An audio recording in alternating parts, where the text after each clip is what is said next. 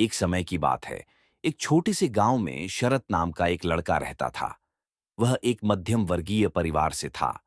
उसकी मां का निधन तब हो गया था जब वह बहुत छोटा था और उसके पिता ही उसके जीवन का एकमात्र सहारा थे। इस सब के बावजूद शरत बचपन से ही पढ़ाई और खेल दोनों में बहुत अच्छा था। वह अपनी कक्षा में हमेशा शीर्ष पर रहता था।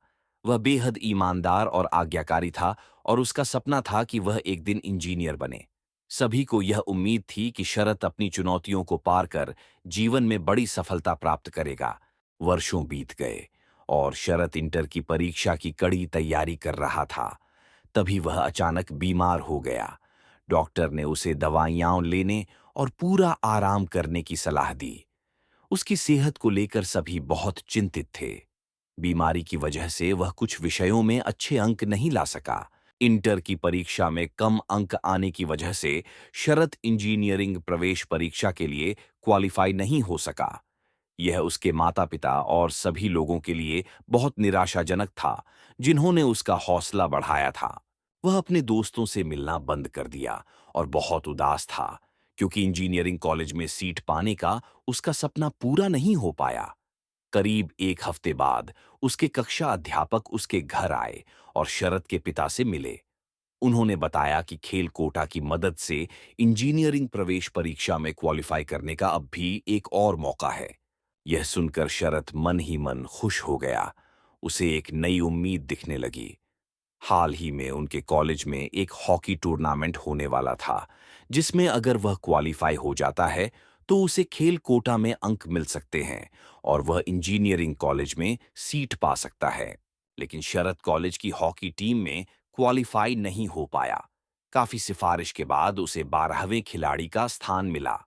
वह बाकी खिलाड़ियों को हॉकी किट, पानी वगैरह देने का काम करता था। दिन बीतते गए और टूर्नामेंट में टीम आगे बढ़ती गई। फिर भी शरत को पूरा यकीन था कि कभी न कभी उसे खेलने का मौका जरूर मिलेगा। कॉलेज की टीम आखिरकार सेमीफाइनल जीतकर फाइनल में पहुंच गई। फाइनल मैच का दिन था और उस दिन स्टेडियम में लोग खचाखच भरे हुए थे। मैच कड़ी टक्कर का था। मैच में सिर्फ 15 मिनट बचे थे और स्कोर 0-0 पर अटका हुआ था। इसी बीच एक खिलाड़ी को चोट लग गई और वह खेल नहीं पाया। इससे टीम कोच चिंतित हो गए और सोचने लगे कि उसकी जगह अब कौन खेलेगा। तभी कोच को 12 नंबर खिलाड़ी यानी शरत की याद आई। उन्होंने शरत को बुलाया और पूछा, क्या तुम मैदान में खेल पाओगे? शरत ने तुरंत हाँ कह दिया और मन ही मन बहुत उत्साहित हो गया। समय धीरे धीरे बीत रहा था और शरत की टीम को जीतने के लिए सिर्फ एक गोल की जरूरत थी। बॉल पास होते होते शरत के पास आई और उसने शानदार तरीके से गोल कर दिया। पूरे मैच में यही एकमात्र गोल था जो शरत ने किया और अपनी टीम को जीत दिलाई।